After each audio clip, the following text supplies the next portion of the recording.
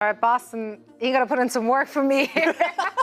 Well, we see how that will fare. Of course, we know these are all high-caliber players on high-caliber teams, and they won the victory. They're fighting for their tournament life. Everything is on the line for both of those teams as we're finding ourselves in the lower bracket. And now it is a time to bring in our most handsome casting. Of course, I'm talking about Jack.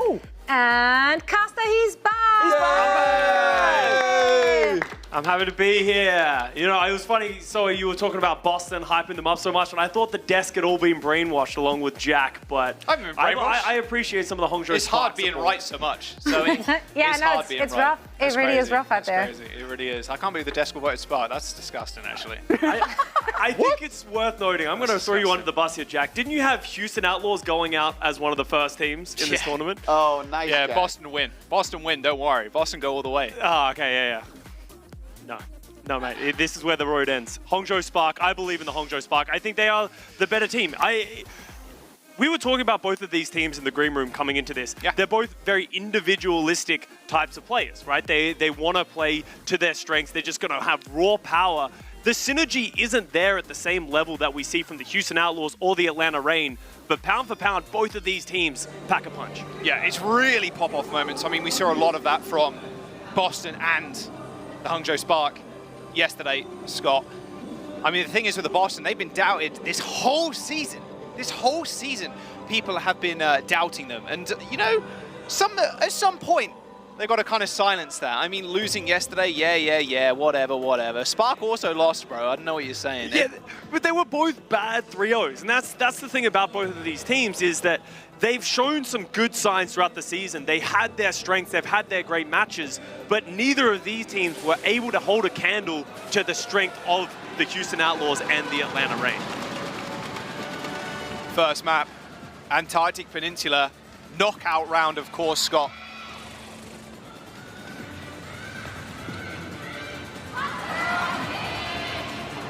The crowd already, even if the Spark aren't in the venue, a lot of fans showing up for both teams. I mean, quite legendary players on the Spark, of course, same with the Boston Uprising. And individualistic, like you said, Scott. I love that about this game because it's just going to be pop-off moment after pop-off moment. Decay's pulse bomb attach rate, it was a nice thing to bring up on the desk, but dude was not hitting the other day. And he's going up against one of the best, but two very different comps going out from the Spark and the Uprising right now. Well, interestingly, we're seeing the Hangzhou Spark play the Ramatra. This is something that yesterday we talked about it a lot. They are so strong at the Winston dive, but anytime they stray away from that, it isn't anywhere near as clean. Are they going to be able to go to toe-to-toe with Boston playing Ramatra as well? Oh, Boston have put their best foot forward, forcing Lee to use his Wraith Form already. Does get saved by Monk and Lengser. As the point unlocks, Boston have a little bit of cap percentage there, but not much else as Gooshway steps up to the plate. Tries to look at Smurf. I was hoping they'd both play Winston. Both legendary Winston players too. Good meta to play it on, but not necessarily the map. Hack onto Izzyaki as the first blood is going to go to EJ God. Nice flail onto Shy. As even the first ult thrown out by Decay. Pulsing tanks is what he's good for. Doesn't manage to take down Gooshway as the point is still not capped Scott. You would have to think with Shy going down, they're not going to have as much damage, and the flip does go to the Boston Uprising. So now if you're the Spark, they're going to commit. What a bash. A stun onto Birdering, instantly taken down by Monk. Annihilation for the Boston Uprising as they commit more to this fight. And then a boost onto Lee, and Lengser is more than safe. Not can be the same for said for Smurf, who's been antied as Lee managed to find a nice little rotation up onto the high ground. Aiding in the kill was Gooshway as he takes down Smurf. And now Spark will find the first cap of this round for themselves. Great presence of mind there from the Spark, playing it slowly, even though Shy goes down, playing to their strengths. As soon as Lengser gets that rally, pops it, goes aggressive, and is able to find that punish.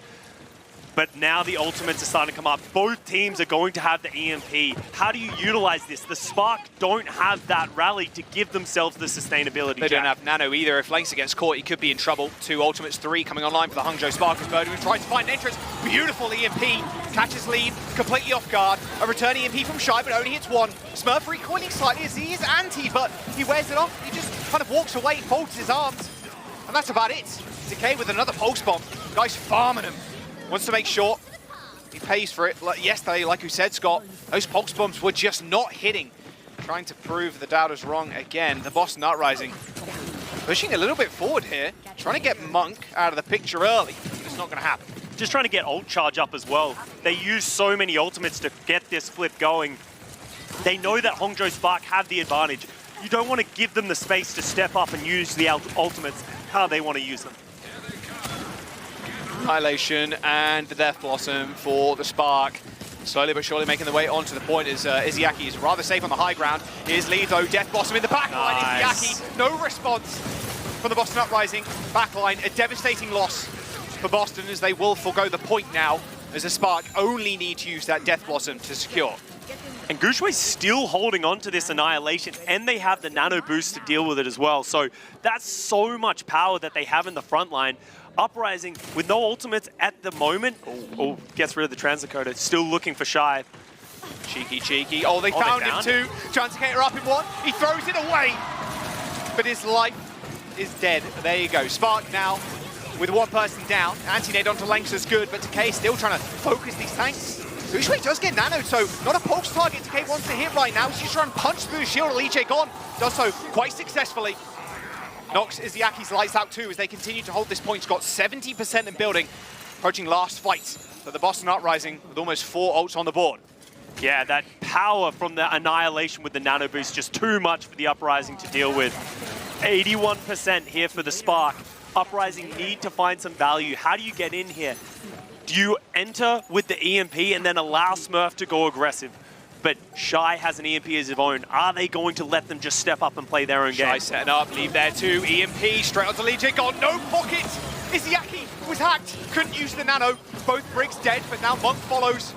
Yelengsa all the way back to the spawn. The Hangzhou Spark with no supports left have to just fight this out on the point. They can lose it here. They are 99% after all, as the Boston Uprising take control back. They only use that EMP in that fight and force out Spark's own. I wonder how they set themselves up here. Decay's Pulse Bomb attach rate looking rather clean this first round, Scott. If he lands another one here, could force Spark's hand. And Lengsa has the rally. That has to be the primary target that Decay is looking for. If he can take that rally out of this game, the Boston Uprising are in the driver's seat. Translocator spotted by Birdering. When is Shy going to reveal himself? He is way in the back line right now. Oh, they both spot each other's Translocators. Okay, they both know where each other's are now. All right, just a little trade. Birdering calling that one. But now it's final fight. A little bit of setup for both teams there, waiting for the Sombras to make a play, but it wasn't to be. Hack onto Smurf, just an Emmanuel one. He tries to fight his way onto the point. Gushway switching over to the Winston. A little bit more proactive play for the Spark, I'd imagine, if they can get into the backline. Smurf just eviscerated by Shy. A hack into the nade, a nano boost onto the Brig. Lee Jae Gon's going to be able to touch the point with a rally, Scott. Yeah, the rally is going. Lengths is down, though. Lee Jae Gon has so much health, and he's has a pulse, a nice double anti, but no, he's just bashed away. Lee Jae Gon with the double kill. Gushway may have flattened Izzyaki, but Lee Jae Gon keeping this point alive as Birdring and Decay are going to be able to hold it down. Round one goes to the Boston Uprising. Felt like there for a moment when they took out Smurf, they got that hack onto him, they got the anti-healing, and he just disappeared. It felt like Spark had a chance. But after that first round, the Hangzhou Spark coming out with a Ramatra, I was not expecting, going back to their comfort later in the round. Are they going to just stick to that? They've lost the first round to the Boston Uprising, playing that Ramatra mirror. Do you think better of it now? Gon just kept alive. There's the nano. Juggling the point, hits the rally, knows that Izyaki's probably dead, just knows he can do damage, right? Just jumps into the back line, pretty healthy, he's got that extra armor, providing overhealth for the rest of his team. Very different look now, Scott. Double dive. Boston Uprising and Hangzhou Spark switching over to Winston. The major difference here is Birdring is on the Hangzhou. And we've gone back and forth throughout this tournament of, is the Hangzhou good? If you have these long sightlines and you can play defensive, you can get these important picks, but you lose that dive prowess with the Sombra and the hacks. So Birdring is going to need to find picks and value if he's going to stay on this Hangzhou compared to the Sombra. That was pretty smart by Shy there. You don't want to test Birdring's aim, not even on a bad day. Oh, good nade. Birdring climbs to safety. Little hop onto the high ground. Does need a little bit of healing, but he will be topped off eventually. With the Spark going pretty low, in fact. Those health bars just melting away. Looks like maybe Lengths didn't even have Inspire active there. No AoE healing really available if you're not proccing that passive. And then Gushui chased away. Can they get the kill? No, the bubble comes down. Can they get it? Oh, he's so low. Wow. Good sleep on Decay, though. He's got a big grin on his face as he knows Smurf's there to protect him. Smurf takes a seat on him and is like, you guys can't take down my Tracer. That's great teamwork right there. But the Hangzhou Spark playing too slow with that Sombra. Shy just got detected, had to recall, and from there, Birdring's just able to shoot arrows, and Boston Uprising have control of the point. So now they're at 30%. If you're the Spark, how do you route around and get onto this backline of the Uprising? God, Birdring right now, just trying to detect the Sombra. There's the dive. Izzyaki does hit the sleep too. Gushui taking a brief nap. Smurf is dead though. Can they still see themselves in this fight? I mean, Decay used his pulse bomb, didn't really find much of anything. As the Boston Uprising fighting with a person down. Rally from Legigon's going to keep him up and force him out to the point, but the Spark have already capped. The flip does come out and leaves holding onto this pulse bomb. They recognize how much of a disadvantage they're at. Hits the shield though. Shield does destroy the shield, but Izzyaki can just help Legigon stay alive. The EMP is decent, but no follow-up again. Legigon and Izzyaki untouchable in the backline. It takes a primal rage from Gushui to finally decompile them. The Hangzhou Spark still in control. A couple of stagger kills here will be nice. And Nano onto the Hangzhou. Birdring takes down Gushui. Are they going to be able to turn this one around? Oh! Don't test the Bird. Birdring, we know how strong of a player he is on this hit scan roll, proving why he's playing this hero right now. And worst of all for the Hangzhou Spark, they were not in control of the point when they committed those ultimates. So now the Uprising ticking further up. Spark don't have anything in their wheelhouse either. It doesn't feel like their backline's having any impact in this game. They're just not able to play the aggressive style we know they have been playing on the Winston. Pulse one for Decay. He's hunting, he's searching, dodges the sleep dart, goes straight back to the point, just trying to distract the front line, and he does so rather successfully. Gushui ends up going down because both Monk and Lengsa were looking at Decay. 86% and building for Boston. 10% to go, and Monk dead late. They've got to go, and they've got to go now. Lengsa forced to use the rally, but the Dragon Strike's going to chase him. Decay takes him out. That rally is no more. The Spark have to get back to the point, staggering themselves now, Scott. Yeah, the Hangzhou Spark, they're in desperation mode, waiting for Monk to get back with the Nano. Can anyone else touch? Shy is so low. They've got Nano. Monk's coming back. Lengsa's on the Lucio. But Decay has still got a pulse in his hand. Force lead to recall. Shy still 1 HP. Same with Monk. They finally get the Nano out as Decay goes bright purple, as now he has to play more defensive. Overtime's ticking down. He manages to get back on just in time, but Decay is just evaporating them. Leave Gushui dead.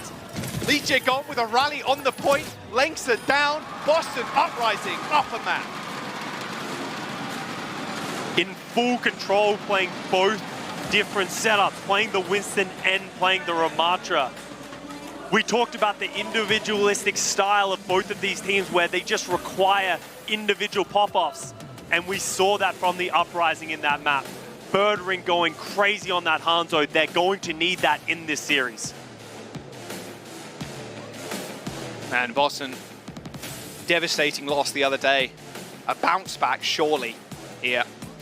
Although Control, a fickle mistress, I'd say. At the end of the day, we do see a lot of, well, quote-unquote, weaker teams win Control, and then the stronger teams end up taking the next few maps. We'll see if that's the case. Of course, the Spark had some plays of their own, I'd say, but a lot of the time when they're trying to make a play, when they're trying to inject themselves into the backline, into the conversation, taking down Legigon and Izzyaki, it's almost impossible. That backline, so solid. And we have our questions of why are they playing Izzyaki, why are they playing Twilight, but it doesn't matter. Both of them are phenomenal Ana players at the end of the day, and the Hangzhou Spark, their strength is in their dive. You got Shy, you got Leaf, you got Gushui. These are legends of the game, and they weren't able to get anywhere close to the backline, and the desk talked about this guy in particular. He needed to show up today, and he was doing that on the Tracer. I mean, honestly, just keep a cam permanently on him at this point. Good tracking too by Shy there. Pretty gross. But yeah, pound for pound, you'd say both teams pretty evenly matched. Maybe a little bit of a discrepancy there in the back line. Monk and Lengsa versus Izzyaki and Legigon. I think most people would take Izzyaki and Legigon there. But Monk and Lengsa paying a lot of respect to Decay. There was a couple of times Gushui ends up going in. But Decay's there, 1v2 him pretty much, just distracting the backline from healing their frontline, right? I mean, that's the best thing a Tracer can do. Nice little Smurf play, just squatting on Decay real quick, just keeping his brother just like alive. an egg, you know, keeping him nice and warm. This is trust too. Trusting that Birdering can get the job done. Hitting the nano on the Hangzhou there, you're like, okay, that feels desperate. Yeah, and we're going on to Blizzard World here as well. I expect both teams to be wanting to play the dive style. Will we see Kalios come in for the Boston Uprising? They've done it in the past. Yep. We know that D.Va can be stronger on this map. We'll have to wait and see. We're going to jump to a quick break. Boston Uprising and the Spark going head-to-head elimination match. One team is going to be eliminated from the Midseason Madness. We'll see you in a bit after the break.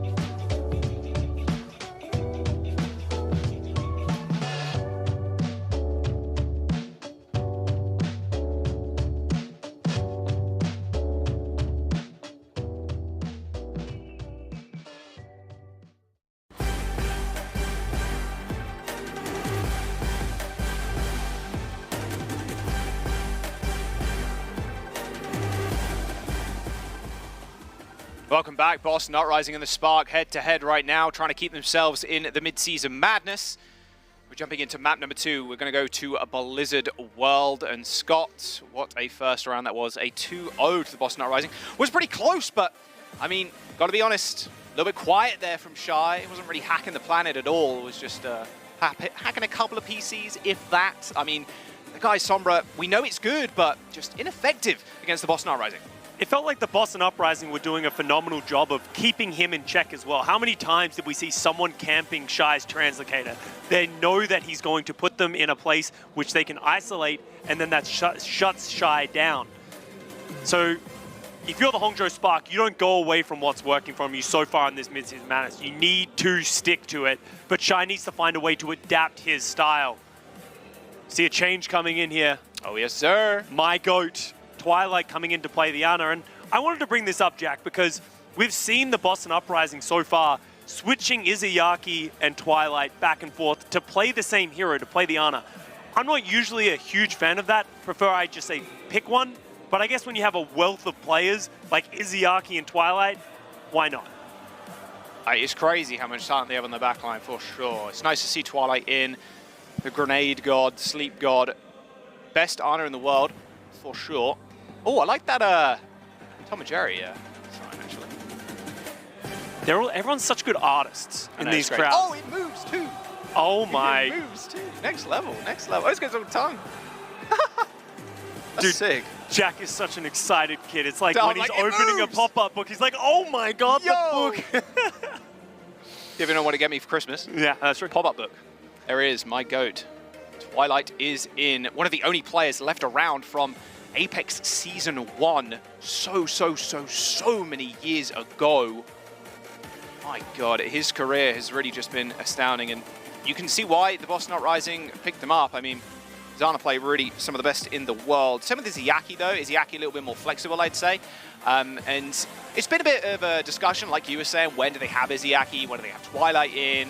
It doesn't look like, I don't believe I saw Kalios coming in for the roster still either. Smurf It's still Smurf, yeah. So, Which I don't dislike. I actually think the Winston gives you a lot more opportunity to play aggressively on Blizzard World. How many times throughout the qualifiers did we see a team play D.Va and then they can't close the distance? They can't dive in effectively. So I like keeping Smurf in. He is, at the end of the day, that tip of the spear here for the Boston Uprising. He leads the way. He's such a veteran presence here on this team, full of veterans.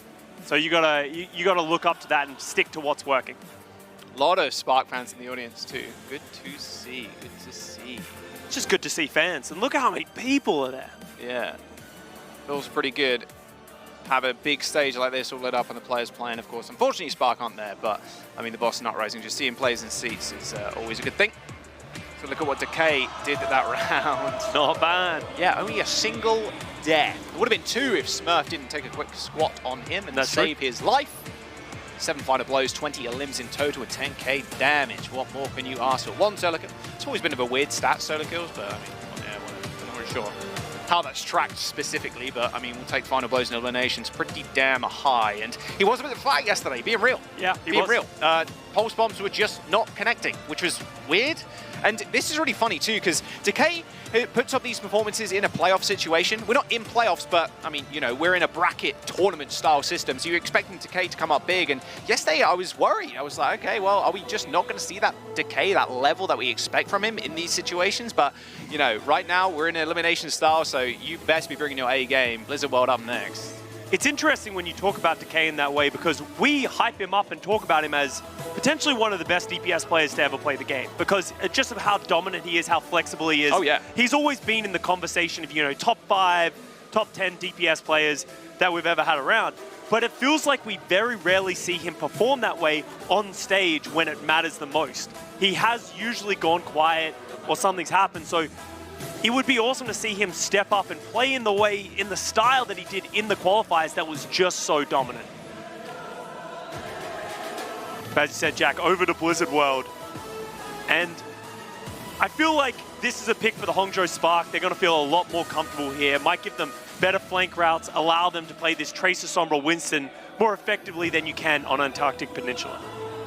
Yeah, we'll see. And yeah, like you said, Smurf is staying in. It's just that small change from the Boston Uprising as we load on into map number 2. Spark, of course, sticking with their same roster. And Boston on the defense, so... Or, sorry, offense. So we'll see what Spark are wanting to do and who's really surprised. Spark are playing that Winston die. Do you think there are more Spark fans here than Boston fans? That's interesting. I'm not sure. I would assume Boston fans, only because they a lot have of the legends players on this yeah, team, exactly, right? legends. And like, well, you could say the same thing about the Spark. To be fair, they've been around the scene for such a long time, at the top of their game too.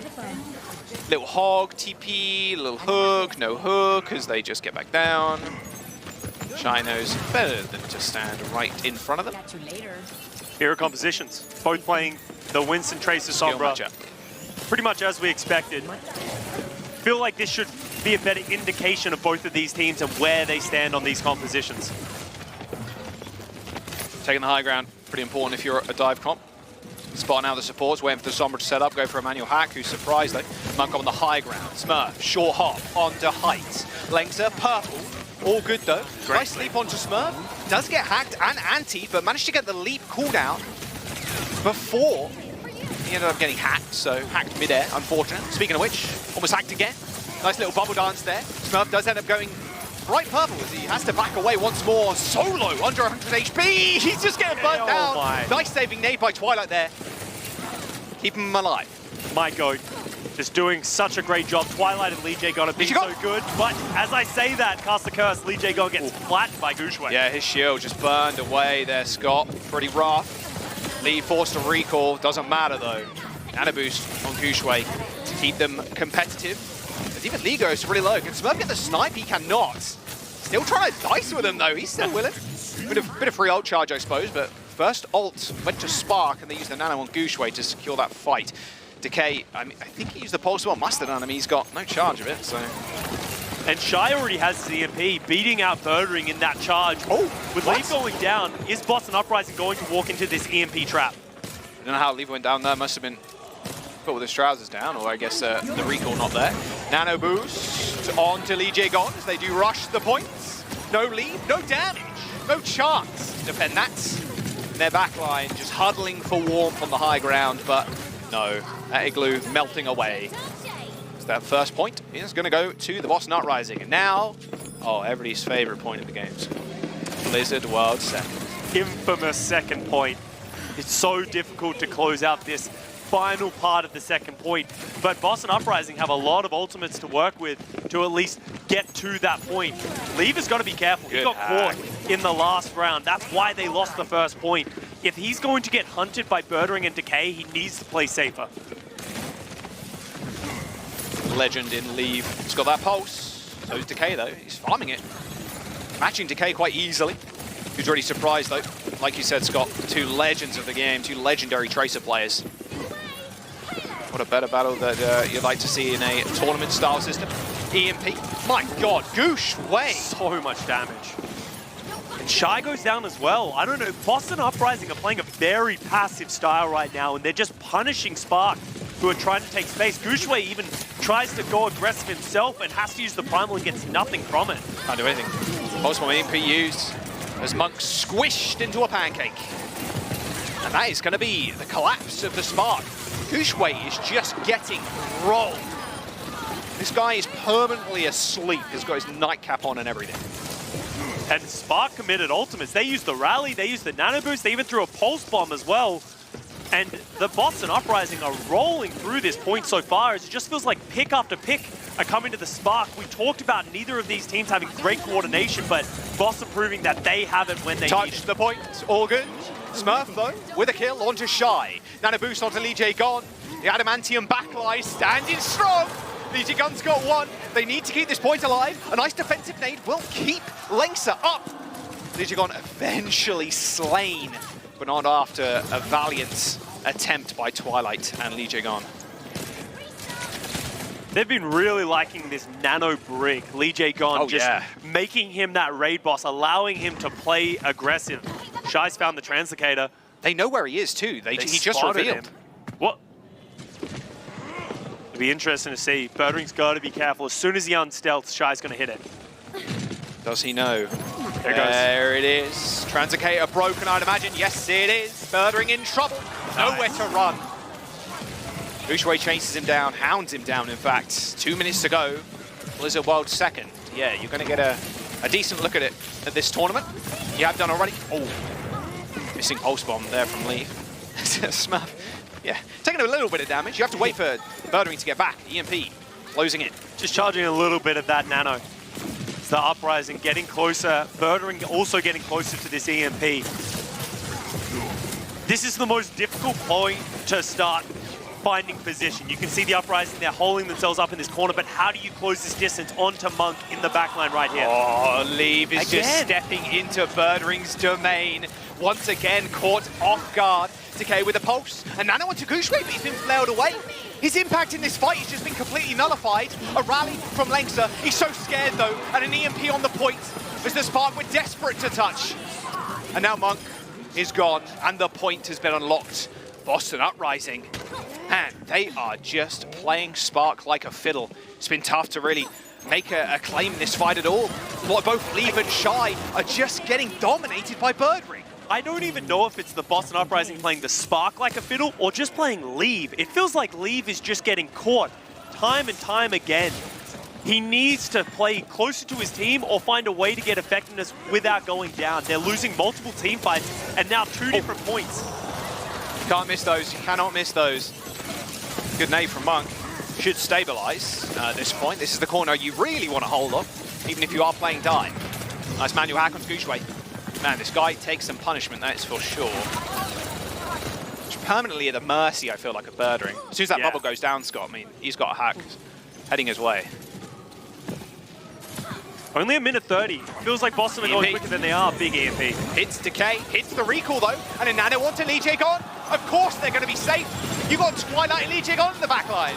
The Hangzhou Spark try and make a play once again with a pulse and an EMP, but it does absolutely nothing. And now Monk is in quite a bit of pain, even bubbled off from his other supporters. Lengsa is just torn apart by Decay. A double kill for the Tracer, and this is bracket play Decay.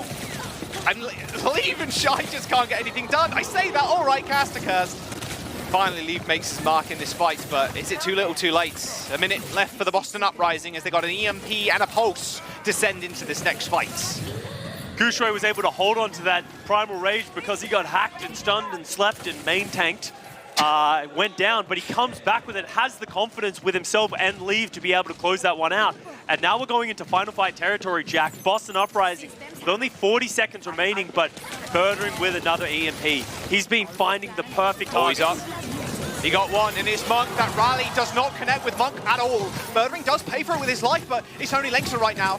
He is giving over health to the rest of the Spark and has to play this front line. Monk will be back in just a moment with a Nano, but can Boston Uprising capitalize off this EMP? The Spark are just kiting back now. Gooshway in the front line has to lead back the rest of his squad, and Boston will get some meterage here. As overtime is approaching, a Nano onto Gooshway, but Leave is dead again. Decay and Birdring just shutting it down time and time and time again. Shy EMP is coming up. That has to be the saving grace of the They got to help Spark. the backline though, Scott. Lengsa is already dead. The EMP's good, and Lee Jae-gon's down, but Twilight still got a Nano. There's a rally coming up. Touch. Sorry, a Primal Rage even from Smurf. Leave, no recall in sight, and an overtime finish for Boston. Silver lining, if you're the Hangzhou Spark, you did get it to the overtime. So if you finish with more than a minute, then you're in the driver's seat. But you're not upset with that if you're the Boston Uprising. It feels like their dives are just a lot more in sync and a lot more coordinated than what we're seeing from the Spark. The backline, Monk and Lengsa, they're really been the question mark that we've had for this team for this season. Monk and Lengsa had a great first match against the Florida Mayhem, and we're like, are they going to be able to fill that hole, create and finish out this super team that we expected the Hangzhou Spark to be? But they got exploited by the Atlanta Reign, and they're getting exploited now by the Boston Uprising. That's it. Large EMP to cap second. It does feel like Birdring is inflicting like a third form of damage on Shy and Leave, just some emotional damage with the amount of hacks and Super kills effective. and really super effective. Emotional damage, psychic damage, whatever you want to call it. It's been rough. I mean, Leave is always on the other end of a hack. Shy too. Either sniffed out, his Translocator destroyed, or he's just caught off guard a lot of the time. Leave was finding some good picks and getting good damage when he was alive, but he's currently leading the servers right now in deaths at 6, which for a Tracer is a lot. You very rarely see that many deaths. For context, Decay has 2. You expect low deaths for Decay, to be fair. That's 3 this match so far across 2 maps. Or 1 map and 1 round. 1.5, we'll call it. I'll be generous. How kind of you. That's all right. Mirror compositions once again. Boston Uprising holding more aggressive than we saw from the Spark. Oh, Twilight down. And Lee Jae-gon bleeding out. Another dive in. perfectly executed. That's the Spark we know. Now just don't give any kills over here. Just get some cap time on the point, just rotate. You know there's potential for another touch here. So many people with mobility on the side of the Boston Uprising and Monkey, Sombra, and the Tracer. Are they going to go for this? This is going to be a difficult fight to take. Back onto Monk, instantly looking at the ground to throw a nade on himself as Birdring can't quite finish off the kill. Now Birdring has to set up again. Well, it's only 5% away before that first point is capped for the Spark. Another nice touch, but they need a pick desperately. Twilight in a very aggressive position, but I mean, why not? Just test him.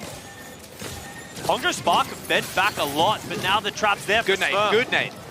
Can he get out? He does somehow get away. At half HP, but Gushwei across the map managed to land a right click onto Lee Jae-gon and snipe him. There you go, that will be first points. Going the way of the Spark. Smart tempered play there from the Spark. Recognizing they didn't need to win the fight there and then, they got so low, went back.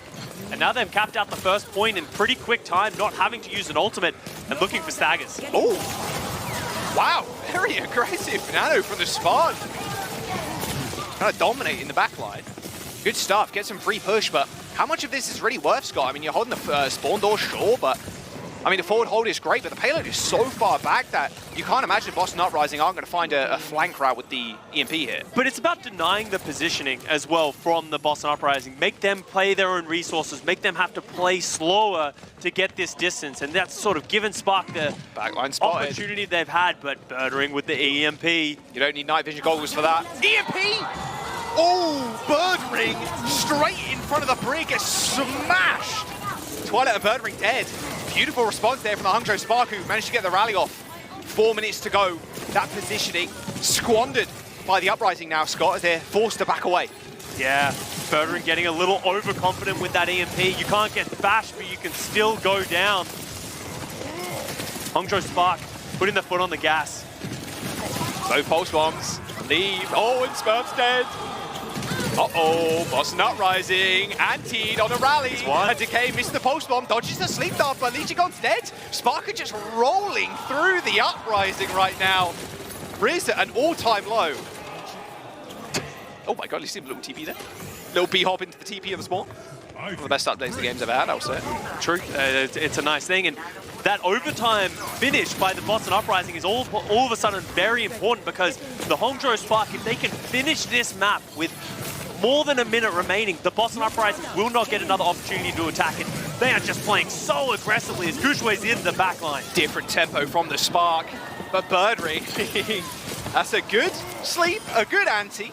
Nice try there from the Spark, again keeping that tempo up, but I mean Birdring was in the backline there, kind of got a double kill and that was it. Maybe too aggressive, maybe just a smidge too aggressive. Hey, limit testing, you got to play that style. That's how they got here with 4 minutes remaining.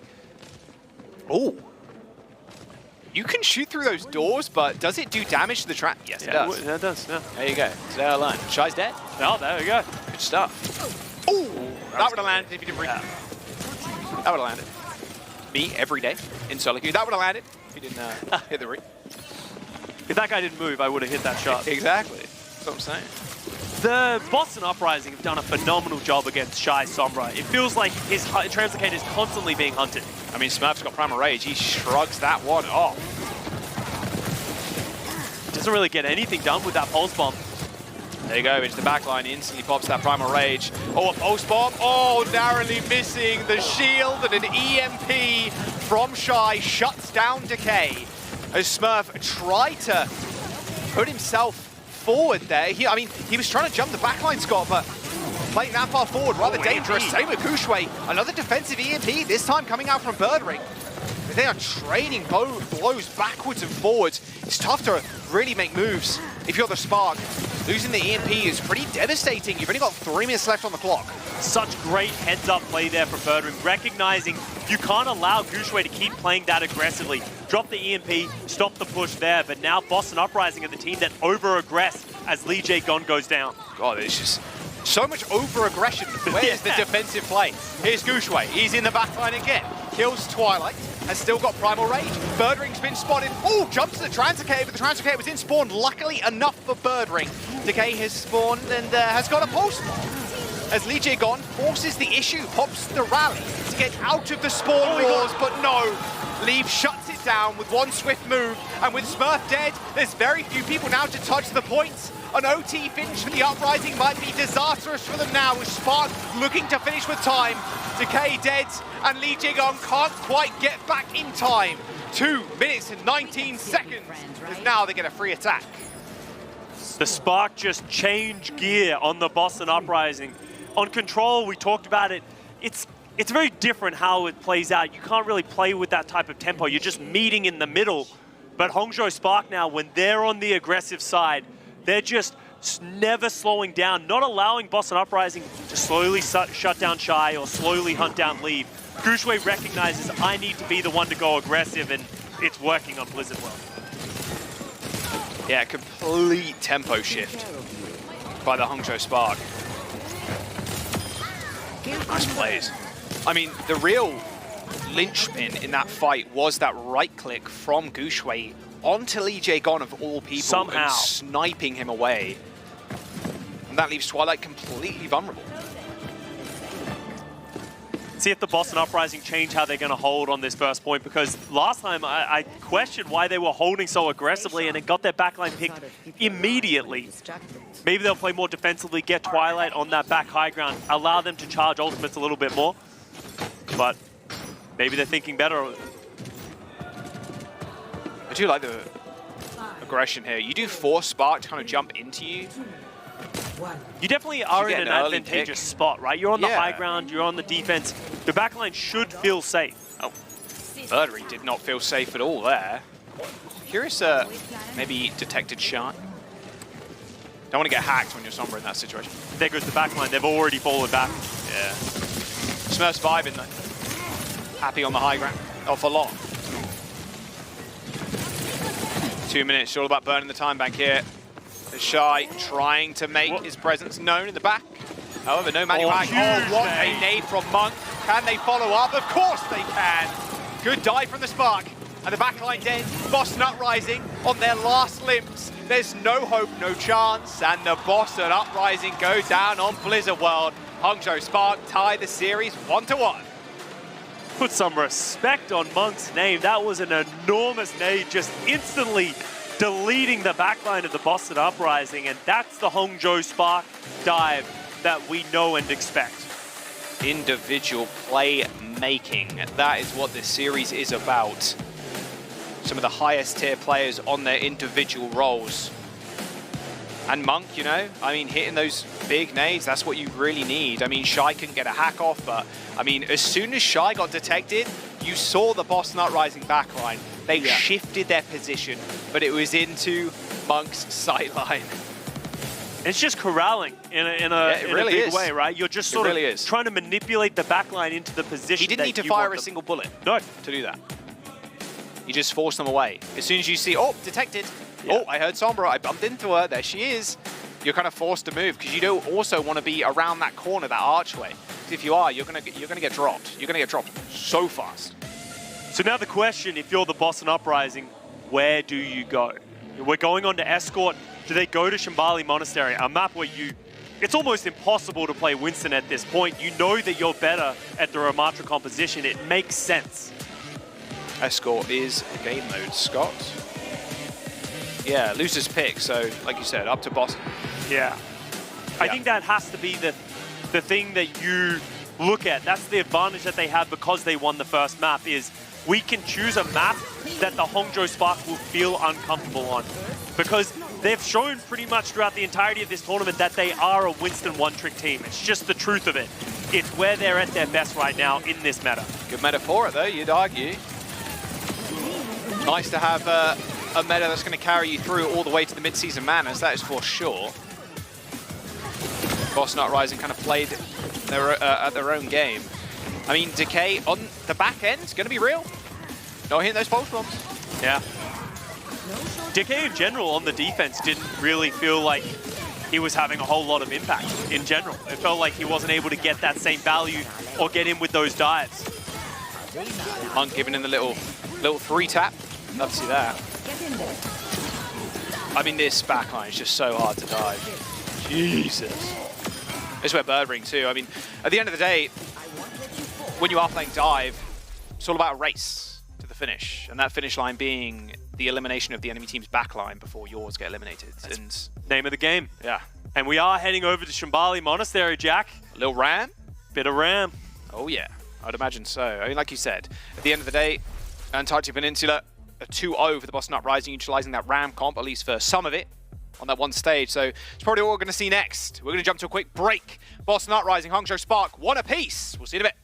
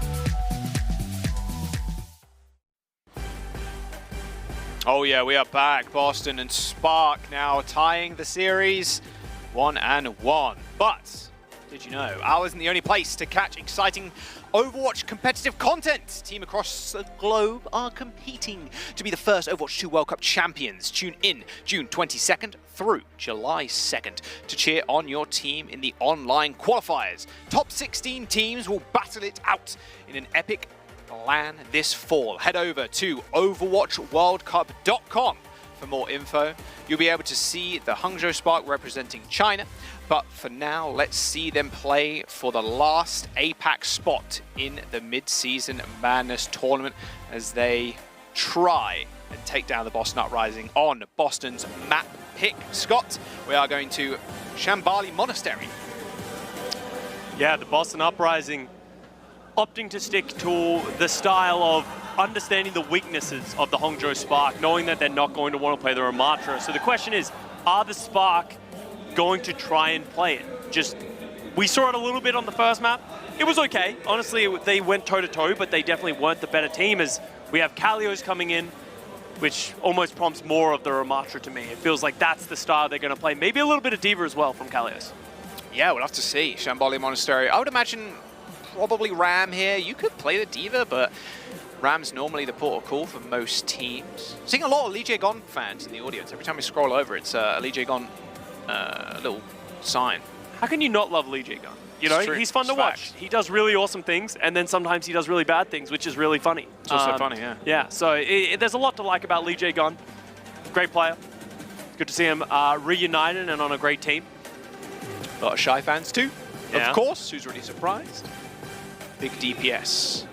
Yeah, I mean, the Spark, you called it, I think, spot on last map and saying, well, the Spark, their dive is pretty sick. Like, Yeah. but the Ram style, this one-trick dive, you can't do that all the time. Like, you could maybe play it on Shambhala Monastery, but like, that ain't working out. That ain't not working out. I'm sorry. Against the Ram comp, there's no way. There's too many choke points, too many small corridors that you have to fight the Ram in. It's tough for the Winston really to, you know, insert himself into the back line. And the strength of Winston is his ability to take space, take high grounds, but that's just not what happens on Shambhala Monastery. We're going to see Monk taking on our Go Twilight on the Ana head-to-head on Blizzard World. Pretty similar, except Monk with a much higher sleep dart accuracy. And look at the Bionic kills. And you saw the impact of that in the map. Oh, yeah. Yeah, Monk, like, that's how they won that map, that last round. Just hit a double ante on the back line. Well, there you go. Bob's your uncle. It's done. And Twilight not quite hitting the same efficiency right now in terms of Bionade or sleep darts. But you kind of expect that if you are on the back end of thing, on the losing side of things, because the Bionades, you're like, okay, I need to save my team, I need to save Lee Jae-gon, like I want to use it defensively rather than using it offensively like Monk was doing. Little Brig stat here as well for Lengsa. And Lengsa and Monk had a much better map. And, you know, I sort of talked about that just recently as well, of this backline, they were very strong against the Florida Mayhem, but against the Atlanta Reign, you know, this happens to every single backline that plays against the Atlanta Reign. They just didn't really exist at that point. So Monk and Lengsa coming back a lot stronger here on Blizzard World is an important step here for the Hangzhou Spark. But now as we move on to Shambhala Monastery, do we have to see them go over to like a Lucio Moira, which has been popularized by the Florida Mayhem, play that Ramatra? It's not an extremely complex style to play, but it's the minute things that really determine how good a team is at these compositions on the Brawl. It's kind of like Goats-esque. It really is, yeah. Especially seeing the Moira, it does feel very like Goats. Yes, yeah. Everyone loved Sombra Goats. Oh, man. Oh, man. I don't know about that. All right, Shambhala Monastery. Boston Uprising's map choice as they sub in Kalios to surely play the Ram. Not sure we're seeing Diva.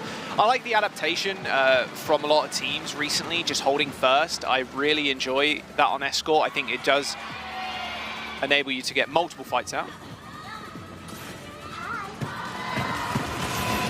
Oh, yeah. I miss Korean audiences for the chance. I always know who's the more popular team. Yeah. It's nice to know what the crowd is cheering for. Yeah. Goated chance, that's for sure. All right, let's have a look at Boston Uprising then. They're on defense first. And they did play the Diva. Be the Diva. I wonder if this is just for forward hold, then maybe on second you switch to Ram. Ram is just way better on second point.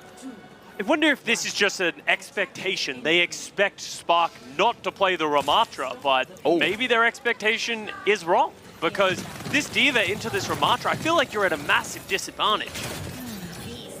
Translocator set. Yeah, I'm wondering the same thing, because the Diva's just going to kind of get bullied out by the Ram. I mean, your Matrix, you don't really want to Matrix the left click from Ram, but it does a lot of damage if it just stacks up. You can't let that happen. Leave dead to Birdring once again. Yeah, and I wish we could see it more of like how this keeps happening. It feels like it's primarily just Birdring who is the one who is taking down Leave, and Leave is no slouch on the Tracer here, but just keeps getting caught out. Dude, he's one of the best Tracers in the world. Yeah, he's an MVP. All right, nice anti on Monk. Oh, a three-man from Twilight, of course. My goat does it again. Beautiful stuff. There's a bit of bias on this cast for Twilight. Oh, absolutely not, absolutely not. No biases, sir. Hangzhou Spark. Are they going to switch up the comps? Yes, okay, there we go. Winston time for Spark. You know you're not going to win this ramp duel, and I mean, Boston aren't even playing ramp, so you might as well switch over to something you're a lot more comfortable with. It's a lot of ultimates coming up here for the Uprising. Birdering almost at the EMP. Twilight with the Nano. They have all the options to anything Hangzhou Spark try and bring, because Hangzhou, on the other hand, don't have anything. Oh my stick. God, he just keeps on delivering. This forward hold is looking super nice. 2 minutes to go. EMP for Birdering. Nano boost for Twilight. Lever's only just earned his pulse. As soon as they step up, Scott, they're getting hacked. Yeah, you can see like Birdering is just pinging them out, giving them all the information. You vibing right now. Uh-oh. Uh-oh, there's the hack. Yeah, you gotta run, Leave. Nice boot. Does get him out of the fight. Leave pushing the payload. Asleep on Shy. Won't be good enough for a kill as Twilight gets antied. Bunker with a return gift for Twilight, but it doesn't matter. That pulse bomb from Leave goes astray, and Kalios and Decay are just going to clean up. Twilight dead. Doesn't matter for the Boston Uprising, because as long as they got Lee J gone alive with Rally, they're good. I think Monk tried to nano Gushway as he was going down, so they lost it. That's a huge change and a huge swing in this fight. Good EMP. You see those packs flying out from Lengsa, but the only packs they're smoking are the rest of their teams. Their corpse are just strewn across the battlefield. I mean, this is just domination from the Uprising right now. They're only using one ult at a time, Scott. I mean, the Hangzhou Spark just can't get in this fight.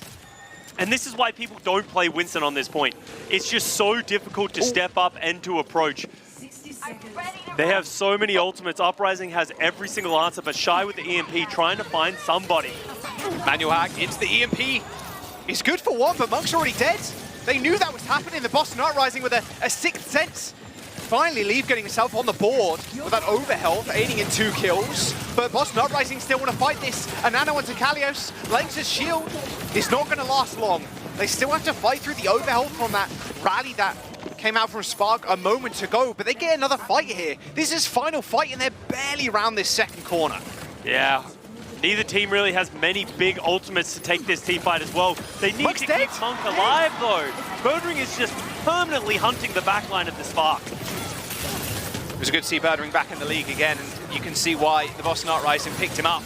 Good kill on Decay, however, as Kalios gets primal towards Hangzhou Spark's backline. The Winston guarding Gushway is going to make sure they push onto this first point, but can they actually cap? Leave with this pulse bomb. It's really the only thing they have going for them. Leaves come up clutch for the Spark time and time again. It's been struggling, but it needs to be big. Pulse to be pulse, and the Birdering's even 5% away from this EMP. It's going to be a tall order for the Spark to try and cap this point. Kalios just holding it down. Birdering hits a 4-man EMP. Gushway dead. Nano comes out again, and Monk, yeah, that's the second time you've lost it. Lee throws out the pulse, but it's not there. The Hangzhou Spark halted on the first point. That is 2 nanos from Monk that have gone on to Gushway just moments too late. And the Boston Uprising holding first. You see why they wanted to go to this map, Scott. Birdering is just a menace right now. Anytime anyone tries to take a flank, tries to do anything on their own, he's just waiting with open arms and gets a ton of effectiveness on both of his EMPs as well. Birdering wasn't known as a Sombra player. In the past, he was that hit scan legend, but he's picked up the Sombra, he's come back into this league, and he is just carrying the Uprising. So he's setting up. Just cleaning up. Yeah, dude. He's so good. He's just consistently good throughout the years, and that's the scary thing. I just remember all the way back in the day, it feels like at this point back in the day, but when he, in the playoffs, plays Zarya. And it's like, wait, we're seeing Decay Zarya? Are you serious? And then he just kind of carries through the playoffs on Zarya. Like, this guy has what it takes. Doesn't matter the situation, doesn't matter the time. He does really have that clutch factor when you come into a double elim bracket. The Decay 2020 Zarya on the Washington Justice is a thing of legends. But, you know, Those were dark times. Dark times. Yeah, yeah. The Zaya Roadhog playoff medal was something special. Fortunately, we got a bit of dive for us in the Midseason Madness as Hangzhou Spark coming out on their defense is going to play the Ramatra. Oh, and Kalios switches over to Ryan, and of course, it's going to be the Birdring Bastion. There's two birds on the field right now. You've got Ganymede and Birdring. That turret is going to melt through Gushway and the rest of the Hangzhou Spark. Oh, the hammers are flying, the grenades are being thrown, the pins are landing, the longest trip all the way back to spawn for you, Monk. Kalios screaming there, let's go. He's having a good time. And that's just Uprising you. If you try and come out on the Ramatra, we're going Bastion versus you. And you said it, Jack. It's just so much damage that the Ramatra, that everyone just can't hold up to. Lynx is going to switch over to the Zenyatta. Play more defensively. They know they need a full hold. Do something drastic. The Discord Orb could give them that difference. Although they've got Lucio and the speed, Zen is sitting so far back, so I can see where they're going with that. But Kalios with his early shatter. Gushway's been walled off, and there he goes. A nice anti-aid on Kalios, but look at this. Birdring sitting behind his entire team, just laying down some suppressing fire, and now it's only Leave that stands in their way. The EMP is good for 3, but can they follow this up? Decay and Birdring are pretty low, but Lee J. God hits the sound barrier, and the Boston Uprising need to only deal with Leave. There's no way in hell they were getting back to that point in time. Birdring and the rest of Boston are gonna lock that payload in, and match point and a chance to make it through the lower bracket in their sights. The Hangzhou Spark really are a case in point of why you can't be one-dimensional in the Overwatch League. You can't get away. You can get away with it to a point, but eventually it will catch up to you, as the Boston Uprising showing a little bit of flexibility there, playing some Bastion, playing some Reinhardt, showing so many different looks and the deep hero pools of each of the players. Amazing stuff from Boston right now.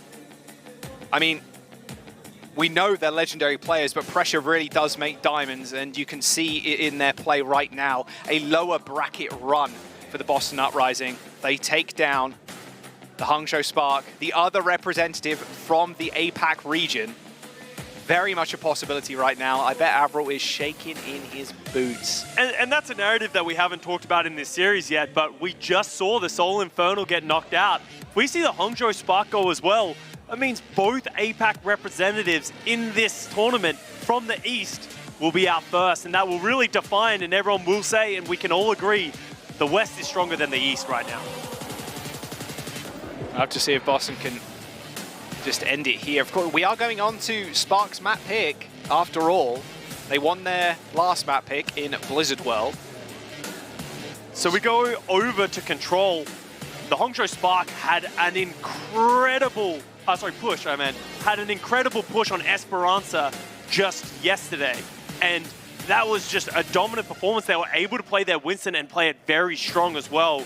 So that has to be the idea that you're thinking for the Hangzhou Spark. Boston Uprising, you know you can beat them in that dive mirror. Send them there. Don't want to go to a New Queen Street or a Colosseo where they could play some of these Ramatra or Reinhardt compositions. Boston and Spark taking a short break now, just before this potential final map. If we go over to Control 2, that's also a rough one, because that will be Boston's pick if the Spark take him to a map 5. That's why you win map 1.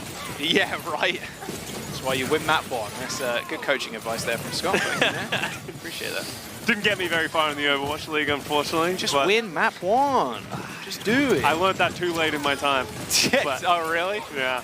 Oh, wow. That sucks, man. The Birdring Decay DPS duo, you're just looking at the highlights. It's just Decay right now. But you can just see how much pressure they're exuding. They're just all over Monk and Lengsa. And on the other hand, you can't see Shy or Leave or Gushway get any of that same effectiveness. Yeah, the amount of times we saw Leave in the kill feed on the wrong side of the kill feed at that to Birdring it's just astronomical. You don't expect a Tracer to go down to a Sombra like that time and time and time again. Nice sticks from Decay too. I mean, he was quiet last map, I gotta be real. On Blizzard World, he's making up for it this time. I mean, that just feels like BM. Ridiculous. Esperanza, though, is going to be mapped for the Spark, Scott. That's their choice. Yeah, and I said this yesterday, Shy went and had a monster performance on the Sombra. He understands the route. He knows how he wants to play this map. But so far throughout this series, the Boston Uprising have done a great job of containing him. Can they contain him on a map in which he's so comfortable in Esperanza? We'll have to wait and see. Spark's map pick was Blizzard World just a moment ago, and they did take it. Can they take Boston to a map number 5? This is the lower bracket, so a loss here means the elimination from the Midseason Madness. We're going to go to a break. Don't go anywhere. We'll see you in a sec.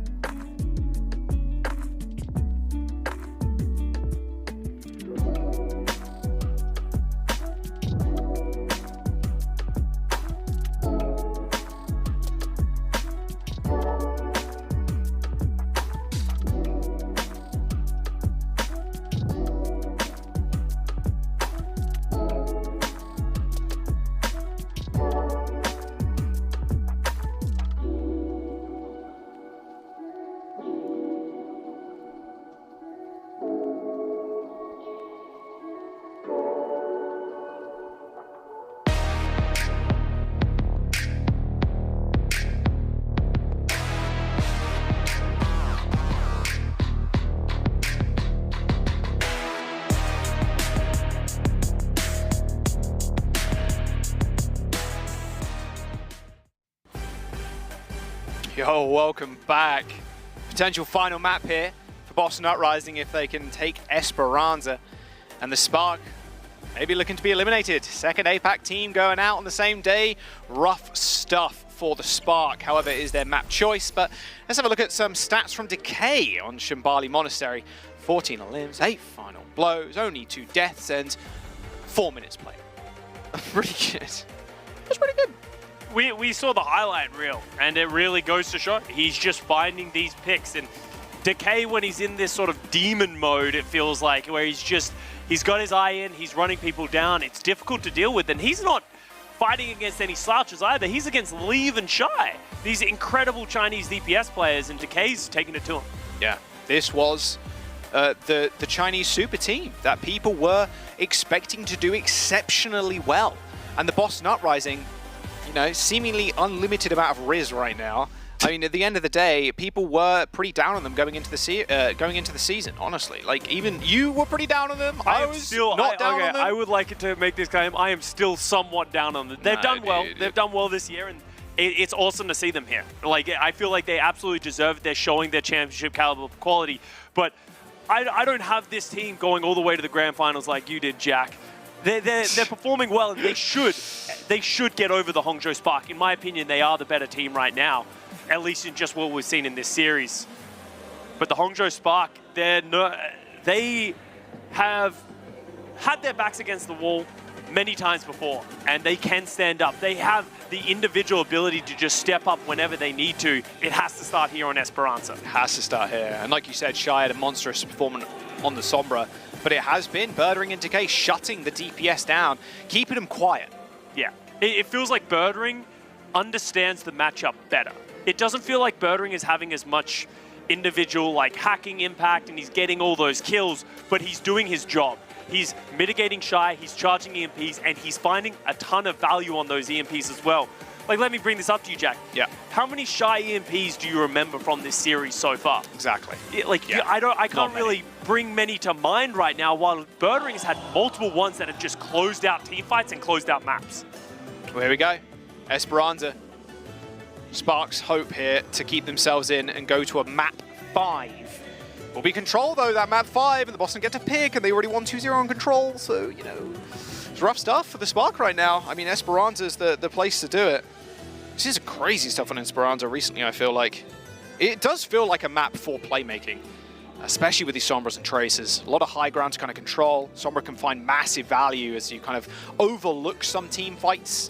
From that high ground, you can land giant EMPs, and that's what you need from Shy right now. You need those giant EMPs. It feels like the map accentuates the value of that push and pull and utilizing ultimates effectively. Usually on Esperanza, the team that has worse EMPs falls short, or they're not able to find that value. It's not as much about individual picks and more about team coordination as a whole. Our Spark winning push, though. They've been good at it so far. The Midseason Madness. Can they do it once again? Need to be more than good, though. That's true. And the Boston Uprising are no slouches at all. Playing this composition, playing this map. They can learn from their mistakes. We know how the Hangzhou Spark overcame the Boston Uprising on Blizzard World is they just upped the tempo. If you're the Boston Uprising, you need to be prepared for that. How do you deal with the aggression that Gushwei showed in Blizzard World that you weren't able to deal with? All right, here we go. Skill matchup. Talk about how both teams are very individualistic in how they play. Just a lot of playmakers on their team. Individual pop-off moments. What better comp to do it on than this? Complete just running into each other, basically. Both trying to take this space. Smurf having to use his bubble very early, and that's going to give the Hangzhou Spark that initial positioning. Smurf got quite Good low. heads up from Smurf, though. He did get quite low, jump back to the rest of his team, and yeah, like you said, Spark get that initial positioning. Little hack on the back line, though. Monk's in trouble. He's in deep trouble. And a nade on to leave, too. Has he got the recall? I think he did there. Gets out of it, but Monk's already dead. I did not know there was a platform here. There is. A very small one. The more you know. The more you know. But great dive. There on the Monk, takes him down, and that's going to be the first teamfight win, and now it's starting to stagger. Shy goes down as well. They're going to force the issue. You lose players here, the enemy team counts first point. Yeah, absolutely. Do not lose anybody. But this is also the best spot for Twilight to be in. These anti-nades are going to be a large nano boost available for Twilight in 10%. Monk is so far behind since he went down first, only at 60. Here comes the second engage. Oh, that nade hitting the shield of Smurf, who has been... Oh, that was a pulse bomb from Leave. It did land the connection with a nice double anti from Twilight. Just forces the Spark all the way back. And now, without cooldown, the Spark have to just recoil away. But Birdering on a flank gets taken care of by Gushwei. A small trade, but Smurf seeing that Boston Uprising and the rest of his team get free push on this point. They are going to lose the fight, though, the Boston Uprising. They get close to the checkpoint, but not close enough. And that's credit to the backline right there from the Spark. Monk and Lynx are just managing to stay alive against the aggression of Smurf. Oh my god. Oh, wow. Hello. Goodbye, Leave. Shut the door on the way out, son. Gushwei's going to commit here. Pops the He's primal committing as well. I don't mean, think he's going Twilight's to get got anything. nades. You get a pack. That's almost infinite health. Decay farms post bomb. And Gushwei just has to leave. Oh, the EMP is absolutely disgusting. The Boston Uprising adding insult to injury is the Spark. They're just being eviscerated. They're going to get a checkpoint off this, Scott. And that all goes back to Gushue overcommitting. Leave gets slept. Yes, that's unfortunate. You need to accept that loss and fall back. He pops the Primal, overcommits on it. His team steps up to try and protect him. They all get EMP'd and they lose the first checkpoint. A cascading effect of just an overheat there from Gushue. EMP available for Hangzhou Spark. This is what they need to open this fight up. Just crack it open like a coconut. There it is. Oh, what a sleep from Twilight. No follow-up damage. An anti-nade onto Gushue and Shy, but Twilight still ends up going down. However, the point is still pushing. Are Boston going to commit? Yes, they are. A rally to match Lynx's, who's just been completely caught out by the rest of the Uprising. More than happy to fight when they have a player down. A snipe from Birdring. Smurf pretty low, but Scott, the Boston Uprising are getting free push 80+ meters already. And that was all opened up because of a Decay Pulse Bomb onto Monk. Takes down the Ana, they don't have the sustainability. Lynxa falls next, and they lose that team fight. Boston Uprising up to 87 meters with only 4 minutes off the clock. Firmly in control of this map right now. Rotate into high ground, Birdring's going to get his EMP, they've got a Nano. They've got everything they need right now to win this next team fight, but no, Birdring's been shut down, but another sleep from the GOAT. Hitting Lee and keeping Lee J gone alive to boost. A nano boost onto the brig, and now Gushue's the one in trouble. There's a nice little pack. It's so free for the Boston Uprising on the high ground. A missed sleep, but we'll ignore it. You've hit into Tracer twice already. Gushue cannot get anything done against this backline. He's got no primal and no chance at staying alive. Legion at least ends up going down, but this is a fight the Boston Uprising are more than willing to take. Smurf pot primal and leaves dead. The Hangzhou Spark falling apart at the seams. Leave is having a bad day. Twilight is just hitting sleep after sleep on him. Every time he tries to go aggressive, he's just falling short, and his pulse bombs just aren't finding the same effectiveness that we're seeing from Decay as more meterage is going up for the Uprising. Uprising are playing this so well. Twilight and Lee J Gon are just unstoppable, but Shy with the EMP trying to find something. I mean, they hit the EMP, but at what cost? Another sleep! Sit down! Trolled. All good though. No, the sleep still hit. Yeah, no, that's what matters. 3 for 3 from Twilight. All good. Doesn't matter if there was no kill. And they couldn't make that dive, Scott. Shy hit the EMP, but Gushue was already dead by the time he did it. I mean, this is the final push here. There's a rally. Legion gone, touching the spawn. A nano boost onto Lengsa. And now the Boston Uprising are forced to go all the way back. They want to expend any more ultimates here.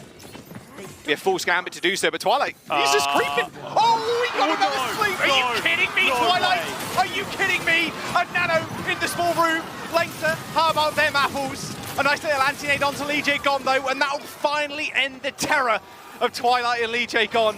But they forced so much out of the Hangzhou Spark. Dude, Twilight's just different. He's hitting so many impactful sleeps right now, just impossible for the Spark to do anything with how well he's playing. Forces out the rally. Even though they trade the nano for the rally, that's a worthy trade if you're the Boston Uprising. I mean, bro, they've got 10 meters to 124, and Twilight's in the back line. He's so confident. A nice little rotation. Oh, don't worry, I got the translocator too.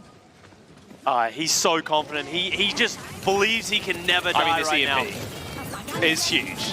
A 4-man, and the Hangzhou Spark put to bed. Smurf's dead, but Decay's alive and he has a pulse bomb. In a small room like this would be disastrous. A nice little clutch kill onto Monk as the Spark's backline just getting dealt with easily. Nice little surf there from Gushue, but he can't kill Twilight. Where's he gone? He's lost him completely. I've lost him. Where did he go? I don't know, to be honest with you. But Twilight made it out alive on what looked like a miracle play from Gushue there, taking down Twilight, but hey, not to be. And only 13 meters gained for the Spark. We got 3 minutes left. It's the hard thing about Esperanza. Because the Boston Uprising have the checkpoint, it feels like they have closer spawns. It feels like they can reinforce much more effectively than you can see from the Spark. Twilight with the Nano, Smurf with the Primal, they have the engagement tools. As you can see how much respect they're putting on Twilight. That would have hit. That would have hit if he didn't hit that translocator. Nano boost for Monkeys, screaming to use it. There it is on Gushway. Leaps back to the rest of his team though. This isn't a Nano Boost to engage, this is a defensive Nano Boosters. Twilight applies one to Smurf, hits the Primal, and hits the backline. Straight down to Tataris for you, Monk and Lengther. 2 minutes to go, Scott, and the Spark getting pulled apart. They need to gain 101 meters to see a map number 5. That's a lot of meters, Jack. That's a lot of meters. They need to start turning this around right now. Shy with the EMP, it needs to start here. We talked about it heading into this map. His EMPs haven't found that level of effectiveness, but he's found the Boston Uprising. The Boston Uprising backline fell. The Hangzhou Spark, they need a few more of these fights and then some to come back. It is possible, doable, winnable, Scott. I like your optimism here, Jack. I don't know if I share it, but I believe it. You can see the Boston Uprising get the forward spawns. They're going to route around into these stairs. I love this play from Boston. They keep doing this. It's the same play they've done the last like 4 resets. Oh, Twilight's in trouble. So's Decay by the looks of it. A nice nade from Monk. That'll do, that'll do. And that's a great recognition there from the Spark. You said it, Boston Uprising, keep doing it. At some point, if you're the Spark, you have to punish them for it. They catch them in the back line in the small corridor, and this might mean the first checkpoint here, Jack, which could potentially start that comeback. I mean, Burring's got the EMP though. You'd imagine Spark going to be huddling around that corner soon. Lengther has to hit a big rally here. I mean, Burring's going to maybe manual hack him out and then go for the EMP. Not sure, but they are setting up for a dive. There it is. Lengther instantly hopping onto that rally, but no, already dead. Traded Monk. But they did trade, like you said. Lee Jig on for Monk. Now Smurf has to back out. He is hacked and dealt with rather swiftly. And there's the checkpoint. Okay, I'm starting to believe a little bit more here, Jack. Oh, another pick. They're cleaning up. Twilight's going to go down as well. That's going to be some more meterage on the board. Boston Uprising needs to slow it down. We're going into overtime here. They're going to have the ultimates. Don't go into desperation mode because the Spark have ultimates to match. It's the last fight for the Spark to go to a map number 5, and they need to make this one count. Not sure if Boston Uprising saw where that translocator went. Oh, maybe Birdring did. He's going to go destroy it. He found it. Uh-oh, goodbye. Shy in trouble, anti-naded and dead. 4v5 for the Boston Uprising as they just march on forward. It's Gushway with a Primal, but this is going to have to be a Primal for the ages to see them back into this fight. A missed pulse from Decay, but Smurf's got Nano. He's got Primal, and the Boston Uprising, they're going to collect a dub. Leave. He connected a pulse, but that's just about it. The Boston Uprising with a 3-1. A beautiful beatdown as they banish the Spark from the Midseason Madness and continue their lower bracket run. Shy with a celebratory, well, I guess not celebratory, EMP, just trying to keep it going, but it's not going to be enough. The Boston Uprising moving on in the Midseason Madness as the Hangzhou Spark fall short and APAC woes continue. 2 of 2 APAC teams eliminated from the Midseason Madness now, Scott. As the Boston Uprising take to the stage. What a win, 3-1. A lot of Boston fans in the crowd. We saw the signs, a lot of them saying, DJ gone. Like you said, who's not a fan, but I mean, Twilight, the man of the hour. I think on that map, the amount of sleeps he landed on leave, it was Birdring's job to deal with him in the last few maps, and then Twilight just took it into his own hands and just let Birdring free. Just a free-range Birdring running around in the enemy backline. What more do you want to see? And this Boston Uprising, if they can play like this against all the other teams, that's a scary prospect because every single one of the players on the Boston Uprising stepped up at some moment. Decay on that trace was all over them. Birdring hunted Shy down. That was a somber differential if I've ever seen one before. Smurf doing great things on the Winston and the backline. You just talked about it, Jack. Adamantium. Unstoppable. Yeah, Boston Uprising are in peak form. This is a great meta for them right now, Jack, to make a deep run through that lower bracket like you were saying. There's always a lot of skill that goes into making a lower bracket run, but a little bit of luck too, hoping the meta kind of conforms to what you like to play, and it does play into Boston's wheelhouse right now. Yeah. It really does. seeing the addition of Kalios jumping in for that escort map ended up working out pretty easily. That was just a shutout, absolute shutout. And now with Boston winning another game, I mean, they're facing the loser of the next series. No, they're going on to Mayhem, face against the Florida later on Mayhem. today, yes. And that's an interesting matchup because I think both of those teams, they faced each other in the past. They're no stranger to each other. It's now just the West versus the West, and I honestly don't know how that series is going to go. The Florida Mayhem, they've looked a little shaky. They've gone to 2 map 5s so far in the Midseason Madness, while Boston Uprising handily displacing the Hangzhou Spark. Have they met their match? We'll have to wait and see. Player of the match, so for this one at least, going to be Birdering. I mean, I mentioned on this map, the amount of emotional damage and psychic damage that Birdering was doing to Leave and Shy this series was just crazy. He had their numbers, and he was just non-stop dialing them. There was nothing really that Shy and Leave could do. It was just, it must have been like manual hacks on the Tracer, or just like even just small duels that he was just winning out, and he shut them both down. Finding the Translocators all over the map, big time EMPs. You can't doubt Birdering when it comes to the playoffs. He always steps up when you need him most, and just look at this, only 2.2 deaths per 10 minutes while putting out all of those numbers. He's been playing so well on this Sombra. People thought it might be a weakness for this Uprising squad. You know, Birdering hasn't been in the game for a while, but he's picked it up and he's improved so much. I mean, almost 9 EMPs per 10. Like, that is a little That's a lot of people crazy. A lot of hacks, a lot of EMPs. I mean, the Boston Uprising, Scott, are they going to make this run? That is the question. Like you said, they will face the Florida Mayhem, and that's going to be a good game. That is going to be a good game. I mean, at the end of the day, the Florida Mayhem, they're not in a position that I think people expected them to be either. I think a lot of people kind of expect them to push through the upper bracket pretty easily until you meet someone like Atlanta or Houston, but getting knocked down that early, you can see them fighting back. And this game, I think, really highlighted the strength of the Boston Uprising. I wonder if Mayhem have spotted a weakness that the Boston Uprising, or maybe we didn't see. Well, that's the advantage that you have if you're the Florida Mayhem, is because you won that first series, you can check out the Boston Uprising, you can see how they're playing. Obviously, everyone's playing very similar compositions, but it's about the style of how everyone is playing that. Both of these teams, they have the flexibility to play some of that rush if they need to, but understanding is like, Birdering Sombra was a problem. If you're the Florida Mayhem, you watch this series, how do we adapt? And it's a short turnaround as well. They got one match between it. Yeah. They're going to be in the scrim room, that's for sure. Just looking at the VODs, or just replaying this last game. I mean, look, you've got to shut down the backline of the Boston Uprising, otherwise you're not going to get too much stuff done. We're going to jump to a quick break, though. The desk is going to break down this series and tee us up for our next one just after this.